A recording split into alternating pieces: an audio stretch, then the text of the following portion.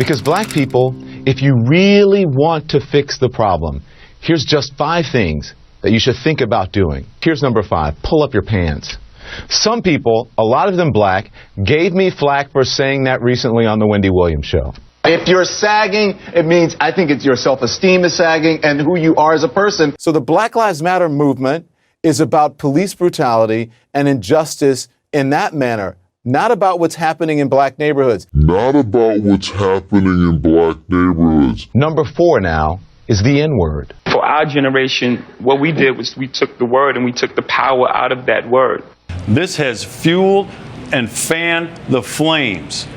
We took this word and we made it into poetry. I understand poetic license, but consider this. I hosted a special on the N-word, suggesting that black people stop using it, and that entertainers stop deluding yourselves or themselves and others that you're somehow taking the word back. That person called you or that person a nigger. They didn't say the N-word. I can't believe, John, that you, as an African-American man, is going to use that word just of course, so flippantly. because not about what's happening in black neighborhoods. Now, number 3, respect where you live. Not about what's happening in black neighborhoods. Start small by not dropping trash, littering in your own communities. I've lived in several predominantly white neighborhoods in my life. I rarely, if ever, witness people littering. I live in Harlem now. It's an historically black neighborhood. Every single day I see adults and children dropping their trash on the ground when a garbage can is just feet away. Let me ask you this. Do we know that generally the American law enforcement officers are racist? Do we know this? Go on. I asked a question. Do I know American general law enforcement are racist? I don't think anyone is accusing. If you're insinuating that people are accusing or saying that law enforcement across this country as a whole are racist, then your assumption is wrong. First of all, this whole anti-police rhetoric is based on a lie. So the Black Lives Matter movement is about police brutality and injustice in that manner, not about what's happening in black neighborhoods.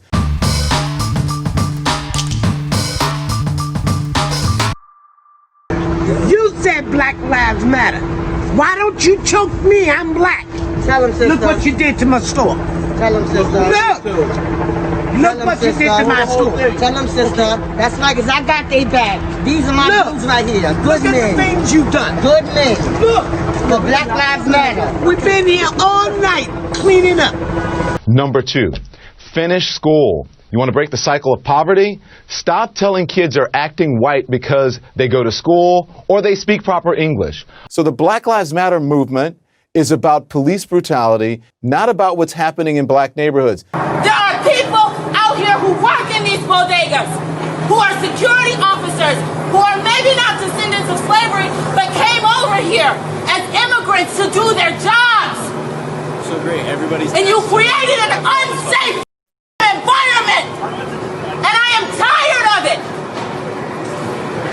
I don't care how you decide to organize and protest, but you don't riot.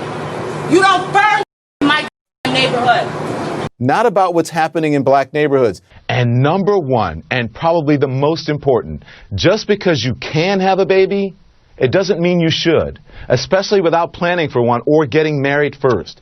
More than 72% of children in the African American community are born out of wedlock. That means absent fathers. And the studies show that lack of a male role model is an express train right to prison.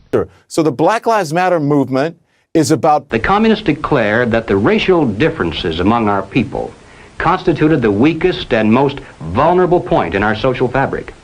By constantly probing and straining at this one spot, they calculated that eventually the cloth could be torn apart and that Americans could be divided, weakened, and perhaps even set against each other in open combat. As a journalist sitting here on television, I don't have to condemn anyone, anything. That is something that you should ask other people around the country. I condemn their jobs to condemn just that. like I condemn the hateful ideology out of groups like the KKK. All right? I condemn it. There is no place in American discourse for that sort of vile, vitriolic hate coming out of this ideology.